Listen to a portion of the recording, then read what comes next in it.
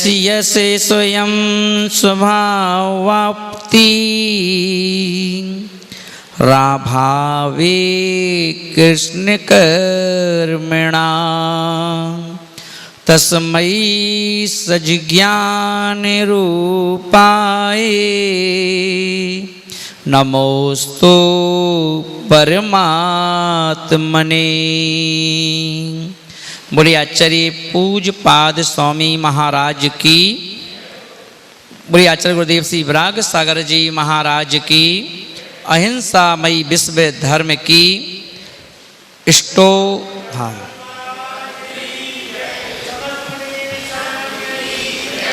इष्टोपदेश गाथा नंबर 18। कल पूज्य पाद स्वामी महाराज हम सब पर उपकार करते हुए हमारे लिए जगाने का प्रयास कर रहे हैं। और देखिए, जागता वही है जो सचमुच में सो रहा हो, पर जो व्यक्ति जाग करके भी यदि सोने का बहाना कर रहा है, उस व्यक्ति को साक्षात भगवान भी नहीं उठा सकते।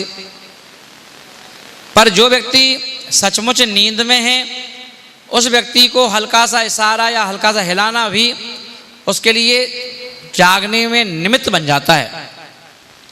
वैसे ही यहाँ पर आचार्य महाराज प्रत्येक गाथा के माध्यम से हमारा हित किसमें है, हमारा अहित किसमें है, किससे कर्म का बंध होता है, किससे हमारी आत्मा बंधती है, कैसे हमारे कौन से परिणाम और हमारी कौन सी क्रिया हमें नरक ले जाती है, तिरंज गति में ले जाती है, कौन से परिणाम, कौन से विचार आचार और कौन सा व्यवहार हमें स्वर्ग ले जाता है, मोक्ष की ओर ले जाता है।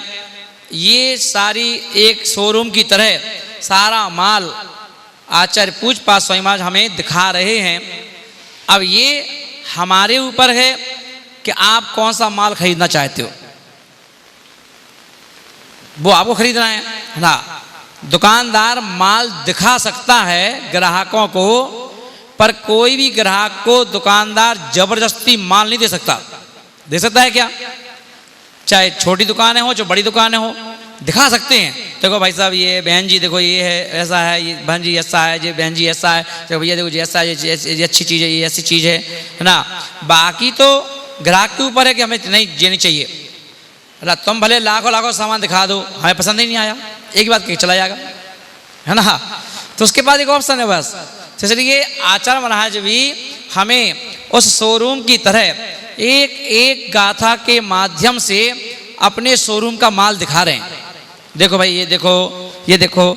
अब आज यहाँ पर दिखा रहे हैं नया माल 18वीं नंबर की गाथा में कि यहाँ पर कहा गया कि हे जीव, तू जिस प्रकार से शरीर के उपकार के लिए अनेक दुखों के साथ वस्तु की प्राप्ति करता है, यहाँ पर संसार में यदि तुझे कोई वस्तु चाहिए है तो उसके पीछे तुम्हें कितना ही दुख उठाना पड़े उठा लेते हो, है ना, पर वो चीज प्राप्त करके रहते हो। तो बोले कि उस शरीर के स्वरूप का भी तो विचार करो कि शरीर के लिए भी, जैसे कई लोग महाराज को देख के बोलते ना, है ना, ओहो कैसे केस लॉन्च कर रहे हैं भगवान, अरे देखो तो कैसे बाल खींच रहे हैं, देखो तो कितने दर्द नहीं हो रहा, कैसे देखो मूछ के ही बाल उखाड़ दिए, अरे हम लोग तो भैया मर ही जाएंगे, केस लॉन्च नहीं कर पाएंगे। तो ऐसे मुनि महाराज के केस लॉन्च देख करके ऐसी दया करुणा झलकाओगे जैसे महाराज अनाथ हो। ऐसे कर रहे हो, अरे हम तो सांस से उखाड़ रहे हैं, कोई दूसरा तो नहीं उखाड़ रहा हमारे बाल, हम खुद स्वेच्छा से उखाड़ रहे हैं, है ना। तो बोले कि क्यों कितना कष्ट ले रहे हो, क्या जरूरत है इतने कष्ट लेने की। अरे भैया एक कैंची लाओ 4-5 रुपए की, 10 रुपए की, और अपने निपटा दो। हैं 2-5 रुपए की ब्लेड मंगा लो, सरकाओ, अलग कर लो। क्या जरूरत है इतना कष्ट लेने की? तो आचार्य महाराज तुमसे बोल रहे हैं, क्या जरूरत है पैसे कमाने की? क्या जरूरत है इतनी सुबह से लेकर शाम तक मेहनत करने की? क्या जरूरत है परिवार से रहकर दूर दूर 15 दिन 20 दिन का टूर पे जाने की? हैं इतना घर छोड़ते हो, परिवार छोड़ते हो, बच्चों से दूर चले जाते हो, तब जाके पैसा कमाते हो, क्या जरूरत है? तो बोले जैसे तुम्हें संसार की चीजें सब कुछ दांव पे लगाने के बाद भी मंजूर है, ऐसे ही हमें भी बाल उखाड़ना पड़े, बिना कपड़े के घूमना पड़े, पैदल चलना पड़े, खड़े होकर आहार करना पड़े, अंतराय पालन करना पड़े, हमें मंजूर है। बोले दोनों के बीच में झगड़ा है, आपके और हमारे बीच में कंपटीशन है ना। आप कह रहे हैं हम देखो ये चीज हम अपने बना के देखेंगे, देखो हम इसको ऐसा कर लेंगे, ये मकान मेरा हो जाएगा महाराज। हम कहते तुम कह रहे हमारा मकान, देखो महाराज आपके आशीर्वाद से हमने मकान बना लिया। हम कहते हैं हमने गुरु के आशीर्वाद से ये मकान बना लिया। महाराज देखो ये हमारा मकान कैसा है। हम उनसे कहते देखो हमारा मकान कैसा है, हैं राकेश जी हमारा मकान कैसा है, ये देखो आत्मा का मकान है, ये बताओ। वो अपना मकान दिखा रहे हैं, हम कहते देखो और दोनों के मकान में कितना अंतर है।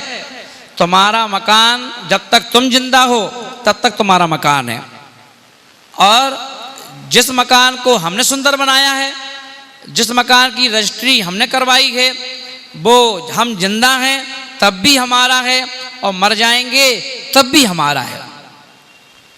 ये विशेषता है।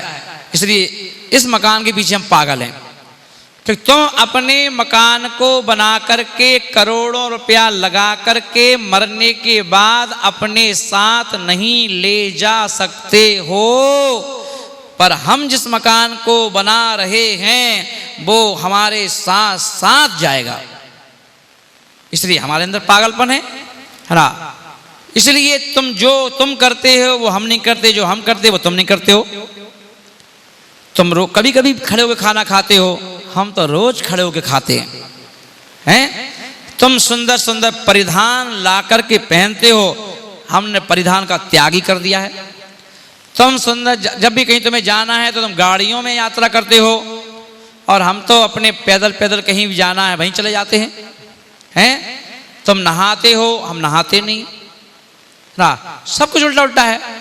बताओ तो हमारे सोने के लिए गद्दे पल्ली चाहिए, हमारे लिए तखत चाहिए, है ना। आपके दिल में बिल्कुल ऐसा कोमल चाहिए, सॉफ्ट गद्दा होना चाहिए, सॉफ्ट तकिया होना चाहिए। हम कहते हमारे पास भी ये चटाई बहुत है, बिछाओ सो जाओ, है ना।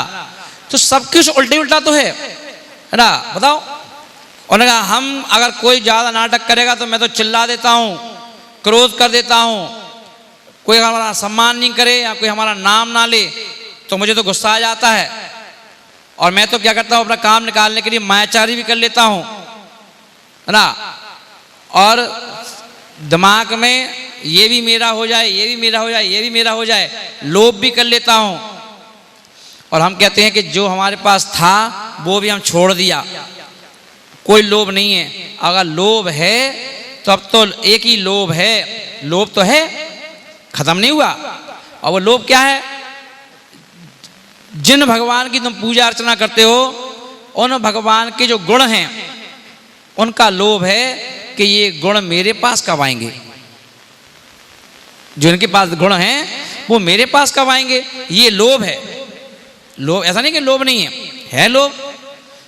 आप कहीं देखो महाराज सीजन में शादियां हो रही हैं, घर में रहते शादी करते आराम से घर में रहते, क्या दिक्कत थी, क्यों इतना कष्ट ले रहे हो? हमने कहा देखो चाहे लेडीज करे शादी जेंट्स से, जेंट्स करे शादी लेडीज से, लड़की लड़के, है ना। मगर ये बताओ लड़की को मालूम है कि ये लड़का कितने साल तक हमारे साथ देगा, हैं? या लड़के को मालूम है कि ये लड़की कितने साल तक हमारा जीवन संगनी बन के रहेगी। बताओ, कुछ सालों के बाद पता चला कि पति की मृत्यु हो गई या पता चला कि पत्नी की मृत्यु हो गई, तो कोई ना कोई एक दूसरे के छोड़ के चले जाते हैं कि नहीं। फिर काहे के दंपत्ति तो छोड़ के चले गए हैं, या पत्नी अकेली रह गई या पति अकेला रह गया, है ना। तो बोले हम भी शादी करेंगे, हम भी करेंगे शादी। शादी करोगे महाराज, शादी करोगे? हाँ हम भी शादी करेंगे, पर तुम्हारी तरह नहीं, हम लौकिक लड़की से नहीं करेंगे। शादी तो करेंगे पर हमारे लिए, क्योंकि मेरा संकल्प है जब मुझे विशेष में भी विशेष लड़की मिलेगी, बाबा विशेष में भी विशेष जब लड़की मिलेगी तब शादी करेंगे। कैसी पसंद है आपकी, कैसी लड़की चाहते हो, है ना। तो हम ऐसी लड़की चाहते हैं जो लड़की को छोड़ के ना तो हम मरेंगे कभी और ना हमें छोड़ के वो लड़की मरेगी कभी। दोनों हमेशा हमेशा साथ साथ रहेंगे, सदियों सदियों तक रहेंगे, कभी जुदा नहीं होंगे। उस लड़की शादी करेंगे। महाराज ऐसी लड़की कहाँ मिलेगी, कहाँ मिलेगी? तो भाई साहब वो लड़की तुम लोगों को नहीं मिल सकती। उस लड़की को प्राप्त करने के लिए यहां की लड़कियों का त्याग करना पड़ता है, हैं? और उस लड़की को प्राप्त करने के लिए मुनिराज की दीक्षा लेना पड़ती है, और उस लड़की की प्राप्ति करने के लिए मुनिराज बनना है, और मुनिराज बनके भी तप करना पड़ता है, बाल उखाड़ना पड़ते हैं, एक टाइम भोजन करना पड़ता है, सारी जिंदगी पैदल विहार करना पड़ता है, और इतनी साधना करो कि कोई रिद्धि सिद्धि हो जाए, तब जाकर के उस लड़की की, यहाँ संसार में लड़का ढूंढता है लड़की को, लड़का पसंद करता है लड़की को, और मोक्ष जो जिस लड़की की हम बात कर रहे हैं वो लड़की, उसकी डिमांड है वो स्वयंवर करती है। क्या करती है? स्वयंवर। दुनिया में ग्रंथों को पढ़ोगे तो पहले के समय में राजा महाराजा स्वयंवर करवाते थे अपनी बेटी का। सीता का स्वयंवर हुआ तो लड़की तो एक थी, मगर उससे शादी की इच्छा लेकर के अनेकों राजा इकट्ठे हुए थे कि नहीं हुए थे कि लड़की किसको बरेगी। उन्होंने रामचंद्र जी को बर लिया सीता ने, मगर ऐसे ही जिस लड़की की चर्चा हम कर रहे हैं वो लड़की को बरने के लिए राजा नहीं जाते हैं, महाराजा जाते हैं। दिगंबर महाराजा, मुनिराज। कुल कितने मुनिराज हैं? 1500। जिस सारे मुनिराज स्वयंवर की तैयारी कर रहे हैं। छुलक जी काय की तैयारी कर रहे हैं? स्वयंवर की। और उस लड़की को प्राप्त करना है तो छुल्लक जी बोले आशा में क्या रखा है? छोड़ो आशा को। बोले महाराज आशा को छुड़वाओ, हमें तो उससे मिलवाओ, है ना। उस लड़की से शादी करेंगे। ये आशा छोड़ दी, और आशा छोड़ दी और छोड़ दी तो बोले कि वो आशा कैसे मिलेगी? ये आशा तो आसानी से मिल गई, पर उस आशा को प्राप्त करने के पहले मुनि बनो, फिर त्याग तपस्या करो। बोले ठीक है महाराज 48 उपास करेंगे हम, और पास कर रहे हैं, है ना। बोले क्यों? यहाँ तो त्याग करना पड़ता है, मुनि भी बनो फिर त्याग तपस्या भी करो, है ना। तब जाकर के वो स्त्री सारे मुनि राजों में से एक मुनि राज को माला डाल देती है। क्या है उस लड़की का नाम? मुक्ति रमा। क्या नाम है? मुक्ति रमा, मुक्ति बधू उसका नाम है। तो वो मुक्ति बधू के लिए ये सारे मुनिराज कंपटीशन कर रहे हैं, त्याग का, तपस्या का, ज्ञान का, कि जो जितना ज्ञान अर्जन कर ले, जो जितनी त्याग तपस्या कर ले, तब जाकर के वो लड़की इनको बर लेगी। कर रहे हैं। तो ये सब कौन बता रहा है? पूज्यपाद स्वामी महाराज कि देखो बेटा, बेहर सागर जी महाराज, नंगे होने से लड़की नहीं मिलती, पिच्छी कमंडल को लेने से लड़की नहीं मिलती। फिर कैसे मिलती है?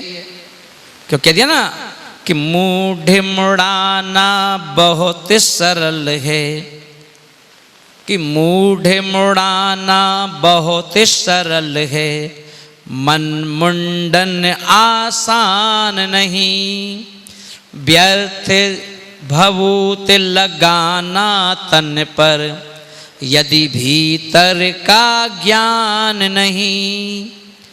बोले भीतर का ज्ञान नहीं है तो बाहर के सब लिबास जो है वो बेकार है। मन बाहर से सर मुंडन तो करवा लिया, पर सर के मुंडन कराने से भी वह लड़की नहीं मिलती है।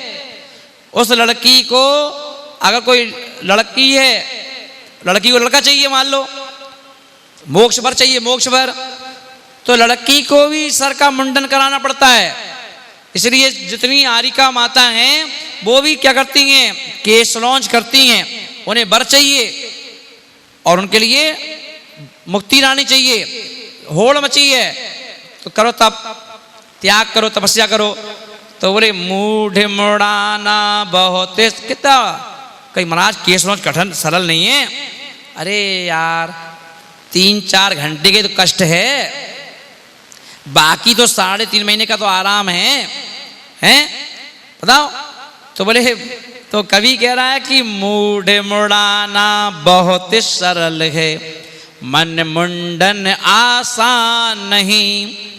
कि व्यक्ति केश लॉन्च करके सर का मुंडन तो कर भी लेता है, पर कितनी सदियां लग जाती हैं, कितनी बार मुनि बने, कितनी बार आरिका बने, पर मन का मुंडन नहीं किया। कसाय नहीं गई, पाप नहीं गए, क्रोध नहीं गया, मान नहीं गया, मायाचारी नहीं गई, लोभ नहीं गया, हिंसा नहीं कर छोड़ पाए, है ना, और झूठ बोलना नहीं छोड़ पाए, चोरी करना नहीं छोड़ पाए, कुशील का भाव आ गया, परिग्रह रखने का भाव आ गया। पता चला सर के मुंडन को करने वाले व्यक्ति भी फिर पुनः धरती पर वापस आ गए, है ना। जैसे मूढ़ मुड़ाना बहुत सरल है, मन मुंडन आसान नहीं। तो यहाँ पूज्यपाद स्वामी महाराज कह रहे हैं, पहले मन का मुंडन करो, बाद में सर का मुंडन करो। पहले किसका करो? मन का मुंडन करो। बोले कि बेहर सागर जी महाराज, पहले अंदर से नंगे हो जाओ, बाद में बाहर से नंगे हो। अंदर से, क्योंकि अंदर से नंगा होना बहुत बहुत टिपिकल है ना। बाहर से नंगा होना इजीली है, मगर अंदर से नंगा होना वो बहुत कठिन है। तो जो व्यक्ति अंदर से नंगा हो गया, भरत चक्रवर्ती घर में ही रहकर नंगे हो गए थे। काहे से नंगे हो गए थे? अंदर से। उन्हें सिर्फ बाहर से नंगा होना बाकी था। भरत चक्रवर्ती को बाहर से नंगा होना बाकी था, अंदर से वो पहले नंगे हो चुके थे घर में ही रहकर। इसीलिए बड़े बड़े मुनिराज उनके लिए क्या गाते हैं? भरत जी घर में बैरागी। 96,000 रानियां होकर के भी वो अपने उनको रानी नहीं मानते थे कि मेरी रानी है। और अपन देख लो, एक रानी है, बीमार हो, बुढ़ी हो, उसी को लेके घूम रहे, छोड़ नहीं पा रहे। बताओ, एक रानी में करे महाराज उसको भी देखना पड़ेगा। अरे महाराज हम तो कब के महाराज बन जाएं, सब उसके चक्कर में रुके हुए हैं। अरे भैया तेरी तो बुढ़ी हो गई, तू नहीं छोड़ पा रहा है। शांतिनाथ भगवान की तो अप्सराओं की तरह सुंदर सुंदर और जवान थी, तभी वो छोड़ के चले गए। आदिनाथ की 2 थी, नंदा सुनंदा, वो छोड़ के चली गई, वो छोड़ के चले गए। अगर उनके चक्कर में पड़ते तो दीक्षा ही लेते कभी, बताओ। तो भरत चक्रवर्ती 60 खंड का राज, अपन तो 1-2 मकान होने पर इतराते हैं, 2-3 गाड़ियों पर इतराते हैं, 2-4 करोड़ रुपए इकट्ठे हो गए, 10 करोड़ रुपए इकट्ठे हो गए तो और ज्यादा इतराते हैं, समाज में मूछों पे ताव देके चलते हैं, है ना। मंदिर में भी प्रवेश करोगे तो ऐसे प्रवेश करोगे कि भैया हम ही हैं फलाने चंद जी। और भरत चक्रवर्ती 6 खंड का राजा, सब कुछ होने के बावजूद भी जो मुनिराज मिल गए, अपन लोग तो क्या करेंगे, धर्म के क्षेत्र में जो मुनिराज हैं उनकी भी सकल सूरत देख करके नमस्कार करोगे, ये हमारी कैटेगरी के हैं कि नहीं, ये हमारे हिसाब के हैं कि नहीं है। तुम्हें मुनिराज में भी ऊंची दुकान चाहिए, ऊंची दुकान चाहिए, ऊंचा शोरूम चाहिए, तो तुम्हारी श्रद्धा बढ़ जाती है कि यार इन्हीं के पास चलो, यही ठीक है। बताओ। तो मुनि, तुम तो भगवान में भी ये देखते हो, मुनिराज में भी ये देखते हो, कैसे मनमंडन होगा। और भरत चक्रवर्ती, जो मुनिराज आ गए नगर में, हर मुनिराज को आहार देना है, हर मुनिराज को।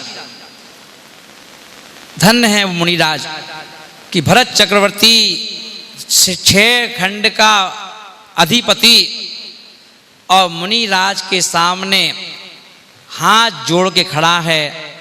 नमोस्तु भगवान, हे स्वामी, अत्रो अत्रो अत्रो तिष्ठो तिष्ठो तिष्ठो, मन शुद्धि, वचन शुद्धि, काय शुद्धि, आहार जल शुद्ध है। हे मुनिराज, मेरे हाथों से आहार लेकर के मुझे कृतार्थ कीजिए, धन्य कीजिए, सौभाग्य दीजिए। हर मुनिराज से अपन लोग सकल देख के कोई मुनिराज से कहोगे भगवान हमें देख लो, कृतार्थ कीजिए। वो एक मुनिराज कहते हैं, बेटा जब तक तेरे अंदर ये सभी मुनिराजों के प्रति ये भाव उत्पन्न नहीं होगा, आस्था श्रद्धा का, तब तक तेरे पास क्या होगा, वो आत्मा की निधि मिलने वाली नहीं है। समदर्शी क्या होना चाहिए, समदर्शी, समदर्शी बन जाओ, है ना। कम से समदर्शी बनकर के साधना करना चालू करो भरत चक्रवर्ती की तरह। तो पहले ही तैयारी करना चालू कर दो अंदर से नंगे होने की, है ना। और इसीलिए भरत चक्रवर्ती ने क्या किया, अपनी आत्मा में भक्ति का बगीचा लगा रखा था। कहाँ का बगीचा, ना गुलाब का, ना चंपा, ना चमेली, ना कमल का, उन्होंने बगीचा लगा रखा था आत्मा में। किसका, भक्ति का। और भक्ति करते करते करते करते प्रतिदिन अपने पूर्व पर्यायों में जो उपार्जित कर्म थे उन्हें वो खिपाते रहे, खिपाते रहे, खिपाते रहे। लोग उनकी विभूति को देख रहे थे, उनके ऐश्वर्य को देख रहे थे। और वह भरत चक्रवर्ती घर में रह करके सफाई करने में लगा था। क्या कर रहे थे, सफाई करने में लगे थे। क्यों, कहा गया कि नहीं कहा गया, क्या कहा गया, बैठ अकेला कुछ घड़ी, क्या बोल दिया कि बैठ अकेला कुछ घड़ी, प्रभु के गुण तू गाया कर, मन मंदिर में रे जिया, झाड़ू रोज लगाया कर। कि दुकान में मकान में तो रोज झाड़ू लगाते हो, बोले कि मन मंदिर में, कौन सा मंदिर, मन रूपी मंदिर, इस मन मंदिर में रे जिया, झाड़ू रोज, जिन्हें कहा महीने में एक दिन लगाया कर, एक साल में एक दिन लगाया कर। मन मंदिर में रे जिया, झाड़ू रोज लगाया कर। तो भाई भरत चक्रवर्ती रोज रोज रोज सारे लोग नगर में झाड़ू लगाते थे, घरों में झाड़ू लगाते थे, पर भरत चक्रवर्ती अपनी मन मंदिर में रोज झाड़ू लगाते थे, रोज झाड़ू। तो उनकी झाड़ू लगाने लगाने से अंदर का मन इतना साफ हो गया दर्पण की तरह। अब सिर्फ तन पर जो लिबास था इसका उतरना बाकी था। हम जैसे कितने मुनिराज कितनी बार मुनिराज बन गए। अगर आप आज मुनियों के पास जाओ तो आज एक मुनि महाराज दूसरे मुनि महाराज के बारे में हो सकता है बुराई कर देंगे, आलोचना कर देंगे, है ना, तुम्हारी हामियां मिला देंगे। ऐसा नहीं है कि हर मुनिराज की तारीफ करे खुश हो जाए, जरूरी नहीं है। अगर जे और कह दो कि हम फलाने मुनिराज से हमने ये नियम लिया, उनका मुंह और उतर जाएगा। ये नहीं कहेंगे कि अच्छा किया तुमने उनसे नियम ले लिया, अच्छा किया तुमने किसी से भी नियम ले लिया, अच्छा लिया तुमने किसी से कि तुम्हारे मोक्ष मार्ग पे तुम बढ़ तो गए, ये खुशी तो नहीं होगी। अच्छा उनसे क्यों ले लिया, इनसे ले लेते, इनसे ले लेते। अरे क्यों भाई, तुम तो दुकान की तरह कर रहे हो, उस दुकान से क्या सामान लिया, दुकान से ले लेते हैं। तो ऐसा हो सकता है। क्यों? क्योंकि बाहर से नग्न तो हो गए, अंदर से नग्न होने में टाइम लग रहा है। और आचार्य ने तो यहां तक कह दिया कि इस पंचम काल में तुम मुनिराज तो बन गए हो, आचार्य बन जाओ, उपाध्याय बन जाओ, साधु बन जाओ, पर इतना कचरा है कि तुम उसको सफाई नहीं कर सकते। पिछले जन्मों का इतना कचरा है कि पंचम काल में मोक्ष नहीं जा पाओगे, है ना। पर उस भरत चक्रवर्ती ने क्या किया, इसीलिए घर में रह के सफाई करना चालू कर दी थी। और घर में रह के सफाई की, ऐसी सफाई की कि जिस दिन घर से उन्हें बैराग आया, घर से बाहर निकले और बाहर निकल करके केसरोंज में पश्च मुष्ठी 5 बार में पकड़े और बाहर फेंक दिए। उसमें लगा मुश्किल 10 मिनट और 2 मिनट लगे सिर्फ कपड़े उतार के पटकने में। ज्यादा से ज्यादा मान के चलो 15 से 20 मिनट के अंदर अंतर मुहूर्त तो होता है 48 मिनट से कुछ कम का, पर उस अंतर मुहूर्त के भीतर का अंतर मुहूर्त, उसमें 15-20 मिनट में सब कपड़े उतारे। जैसे केवल ज्ञान, हम केवल ज्ञान का इंतजार कर रहे हैं। इस पंचम काल में 500 मुनिराज हैं, बड़े से बड़े, छोटे से छोटे। आचार्य विद्यासागर जी महाराज, सरमती सागर जी महाराज, है ना, आदि सागर महाराज, महावीर कीर्ति सागर महाराज, शांति सागर जी महाराज, एक से एक धुरंधर साधु जिनने अपना आधा जीवन उपास में निकाल दिया। आधा जीवन भोजन ही नहीं किया, उपास में निकाल दिया, पर वो भी उस केवल ज्ञान को प्राप्त नहीं कर पाए क्या। और जो हैं बड़े बड़े नाम, बड़ी बड़ा टैग जिन पे लगा हुआ हो ना, वो कर पाएंगे, है ना। पर भरत चक्रवर्ती ने उनका, हम सब इंतजार कर रहे हैं केवल ज्ञान का, पर केवल ज्ञान उनका इंतजार कर रहा था। कैसे कर रहा था भाई, बताओ। उनका, भरत चक्रवर्ती का, कि हम तैयार हैं तुम आओ। इसलिए उन्होंने जैसे ही 5 मुष्ठी केसरोंज करके फेंके और जैसे ही तन से कपड़ा अलग हुआ, केवल ज्ञान हो गया। बताओ, सोचो कितनी झाड़ू लगा रखी थी उन्होंने। मतलब कहीं से कहीं तक किसी के प्रति भी, चाहे वो 1 इंद्री, 2 इंद्री, 3 इंद्री, 4 इंद्री, 5 इंद्री, मुनि महाराज, श्रावक, किसी के प्रति भी नहीं, है ना। कहीं से कहीं तक लेस मात्र भी ना कसाय थी, ना पाप था, कुछ नहीं था। इसलिए केवल ज्ञान उनका इंतजार कर रहा था। कपड़े तुम उतारो, हम तैयार हैं। केवल ज्ञान हो गया। सोचो इतनी तैयारी। इसलिए मैंने कहा ध्यान रखना, बाहर से ही मंदिर मत जाओ, बाहर से ही अभिषेक मत करो, बाहर से ही यात्राएं मत करो, बाहर से ही दान मत दो। जब भी कोई धर्म के काम करो तो अंदर झांक लेना कि तुमने अंदर से भी किया है कि नहीं किया।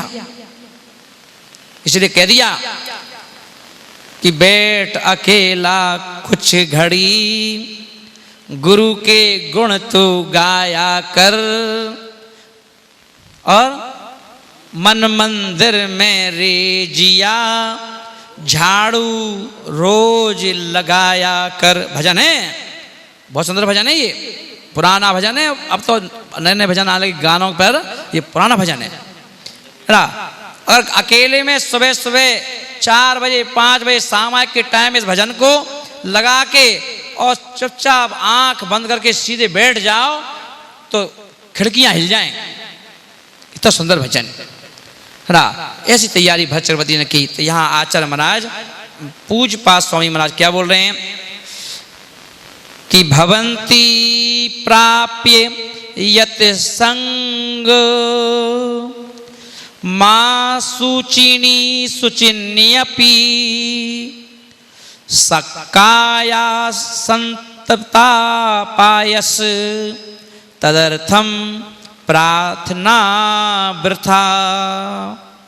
शरीर का बता रहे हैं कि हे ज्ञानी आत्मा, जिस शरीर से तुम लिपट रहे हो, जिस शरीर के लिए तुम जी रहे हो, जिस शरीर को तुम सजा रहे हो, जिस शरीर की खुशामद कर रहे हो, वो शरीर कैसा है? वो शरीर कैसा है उसकी बारे में पढ़ तो लो कि मलिया चल का चंदन चूर्ण, चमन चमेली चातुरता। मलिया चल का चंदन चूर्ण, चमन चमेली चातुरता। कुंद पुष्प मकरंद सुगंधी, गंधदार मंदार लता। पदार्थ सब ये तन संगत से, जितने नाम बताए ना कि पदार्थ सब ये इस संगति से, गंधे पूर्ण भी गंदे हो। सदा अहित कर तन का यदि तुम, राग करे तो अंधे हो। कि बोले ये शरीर कैसा है? शरीर से बाहर से चमक रहा है, चाहे स्त्री का हो चाहे तुम्हारा हो, पर इस शरीर में है क्या? अंदर क्या है शरीर के? इस शरीर में 7 धातु, 7 उपधातु, हड्डा, मांस, पिंजरा, नसें, खकार, कफ, खून, पीप, ये सब चीजें तो हैं। इन्हें बताओ शरीर के अंदर पाई जाने वाली कौन सी चीज तुम्हें अच्छी लगती है? बताओ, लगती है क्या? और मल मूत्र से भरा हुआ ये शरीर है। बताओ, अगर कहीं से भी तुम काटो पीटो तो वही निकलेगा जो है अंदर हैं। पता, इस शरीर से तुझे राग है, इस शरीर से तुझे मोह है, इस शरीर के लिए तू सारी जिंदगी बेकार कर देता है, इस शरीर के लिए पाप, इस शरीर के लिए हिंसा, इस शरीर के लिए झूठ, चोरी, कुशील, परिग्रह, इतना राग। ये ऐसा अपवित्र बदबू मारने वाला। कभी कभी शरीर से जब गैस पास हो जाए तो कभी कभी खुद ही को अपने आप वहां बैठने की इच्छा नहीं होती है। कभी कभी अपनी ही गैस रिलीज होने से खुद का मन खराब हो जाता है। सोचो क्यों? क्योंकि शरीर में यही तो है ना। कोई दूसरे और लोग 10 लोग बैठे हो तो 10 लोग मुंह पे कह देते क्या कर रहे हैं यार तुम यार, बताओ, तो गंदगी है। तो बोले ये शरीर की दशा है। बोले किसके तुम राग कर रहे हो हैं? किससे, किसके बारे में तो चिंतन कर रहे हो? ऐसा ये शरीर है। तो बोले कि जिसका ऐसा शरीर है तो गंदा गंदा है, जैसे नाली में मटर पनीर की सब्जी डाल दो नाली में, तो अब वो मटर पनीर निकाल खा सकते हो क्या? हैं?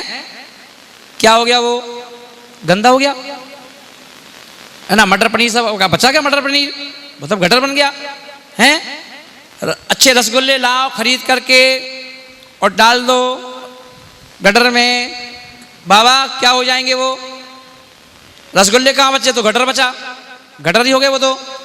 ऐसी शरीर की स्थिति है, ये शरीर की स्थिति है। ये शरीर का गटर है, गटर, ये इसका मुंह, गटर का मुंह है, गटर का मुंह।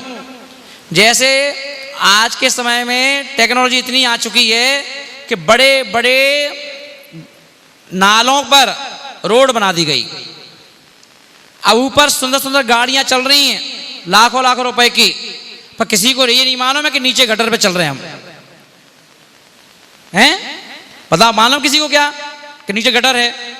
अभी एक व्यक्ति, दिल्ली में हम लोग थे, तो एक व्यक्ति आराम से, पत्थर लगे हुए थे, पत्थर पे खड़ा था आराम से, और वो किस्मत से पत्थर टूट गया, बंदा सीधा गटर में घुस गया अंदर।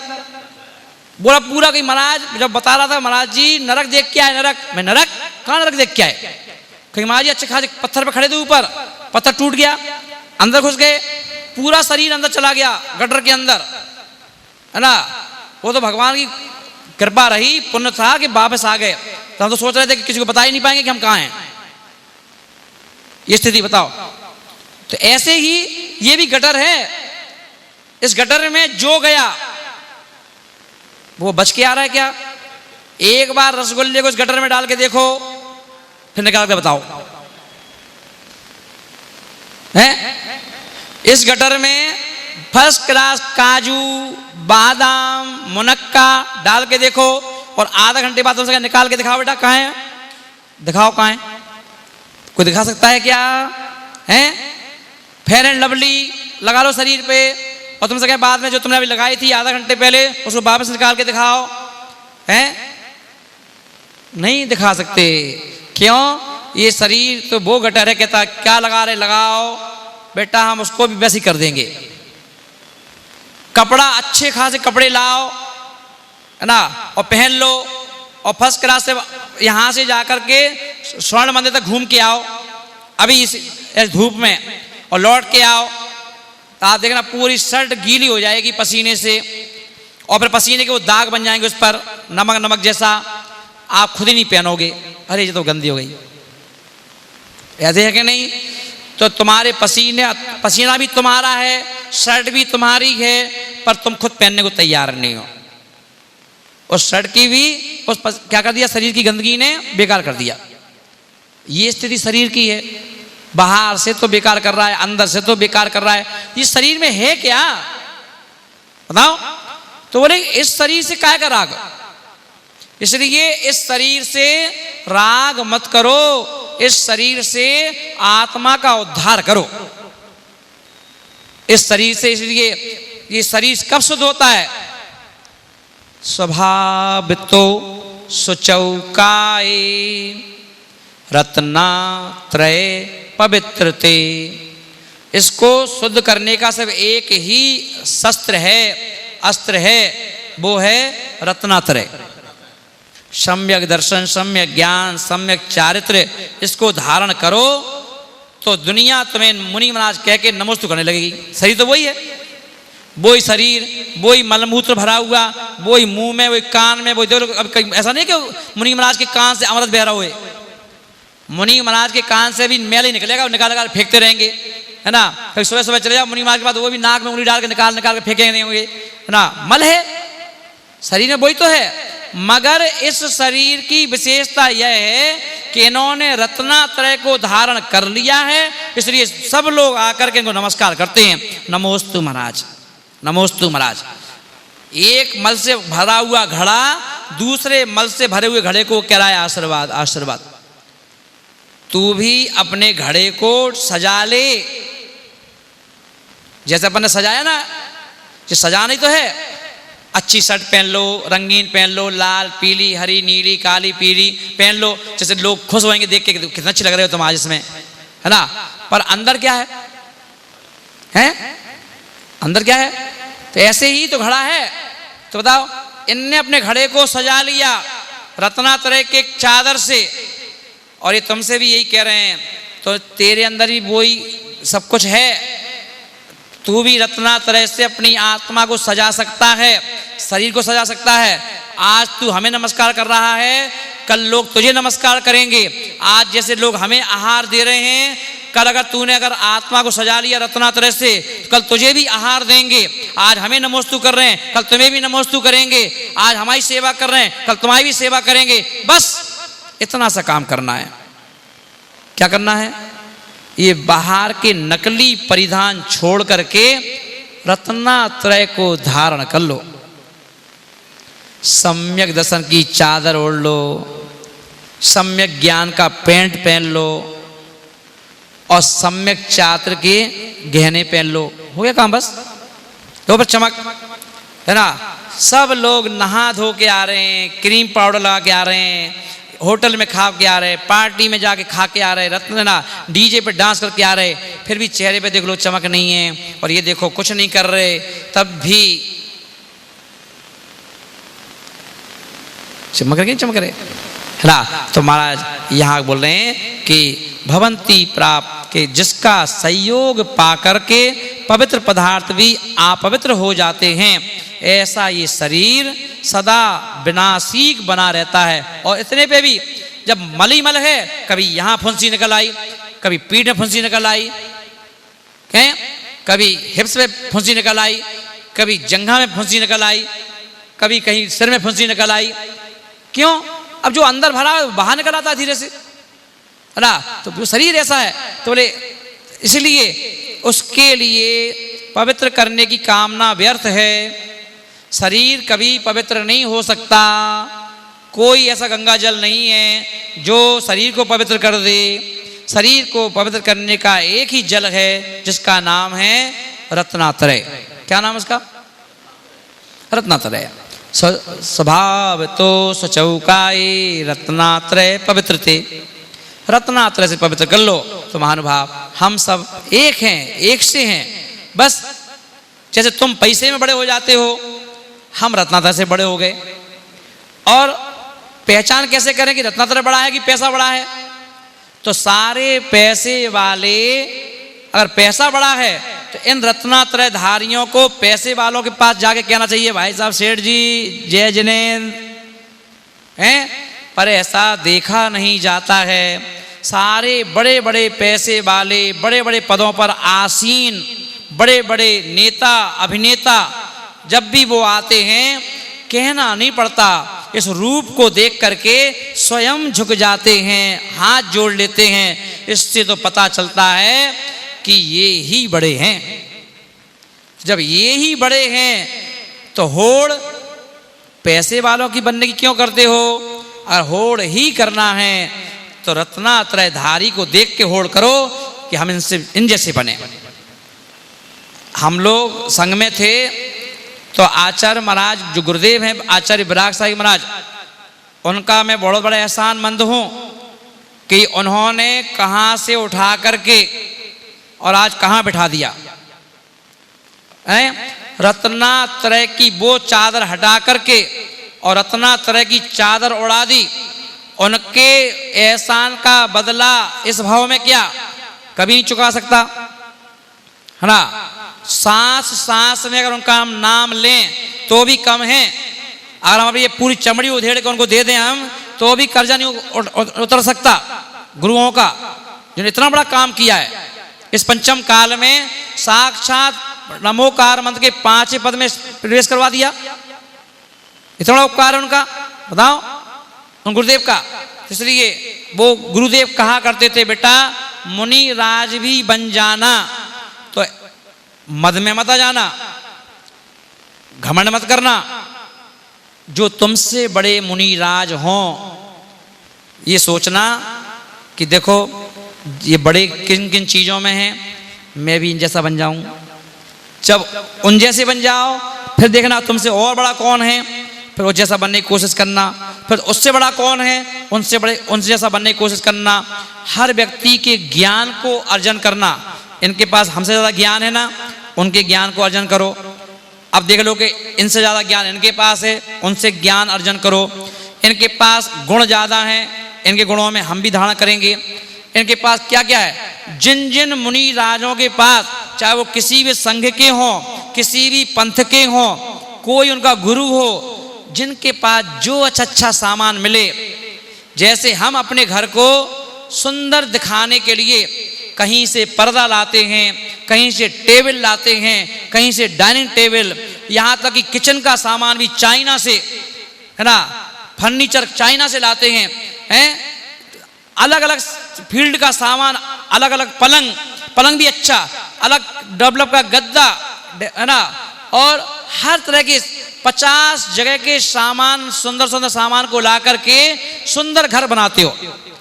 ऐसे ही आचार्य महाराज बोले गुरुदेव के बिहार सागर, बेटा जितने भी फील्ड मिले तुम्हें, जितनी दुकान मिले बड़े बड़े आचार्यों की, बड़े बड़े महाराजों की, उनके दुकान में जो अच्छा अच्छा माल हो, उस माल को लेकर के तुम अपने घर को सजा लो। और जितना सजाते जाओगे गुणों से, उतने उतने तुम अंदर से नंगे होते जाओगे। और जब अंदर से नंगे हो जाओगे तो अरहंत बनने में टाइम नहीं लगेगा। अभी तुम भगवान को बोलते हो, फिर भगवान खुद कहेंगे अब बेटा तुम्हें भगवान की जय नहीं बोलना है, अब तुम खुद भगवान बन गए हो, अब तुम हमारे बगल में आ जाओ, है ना, एक सिंहासन पे एक वेदी में बैठेंगे अपन, आ जाओ, क्योंकि तुमने वो चीज़ प्राप्त कर ली है जो मैंने पहले प्राप्त कर ली थी। तो महानुभाव, शरीर की दशा क्या है वो यहाँ पर बताया गया। इसलिए दशा को, अगर दिशा बदलना है तो दिशा बदलो।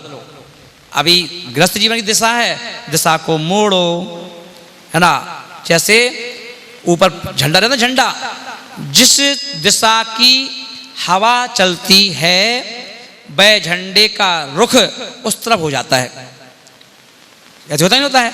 तो ऐसे ही हमें भी, क्योंकि संसार का मुख इस तरफ है और मुक्ति का मार्ग का मुख अपोजिट है, इस तरफ है।